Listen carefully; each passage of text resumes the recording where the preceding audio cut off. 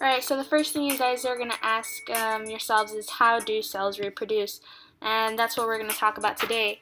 Today we're going to talk about how mitosis reproduces those cells in our body that actually take place every second of the day. And you want to get familiar with the different phases in mitosis, and Mr. Premack taught us this really neat trick.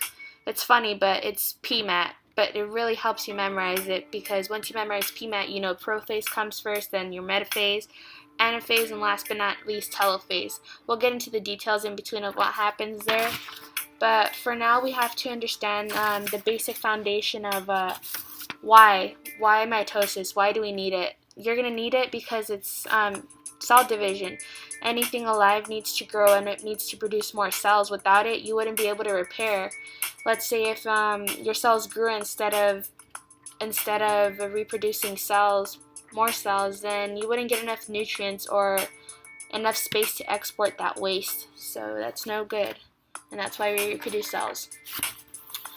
Here we have an outline of the whole cell division process here. So here's a parent cell, and they're going to end up creating these two new daughter cells, which are two diploid cells. So before the cell division occurs, the cell replicates all of its DNA so that the daughter cells right here get a complete set of genetic information from this parent cell up here.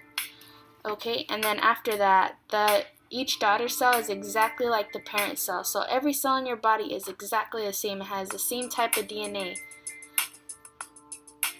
the same kind of number of chromosomes as the original cell. That's another way you could remember it here. And this is what we're going to get really specific about, this piece right here, mitosis. And that's what's going to end up making the two diploid, the daughter cells, later on.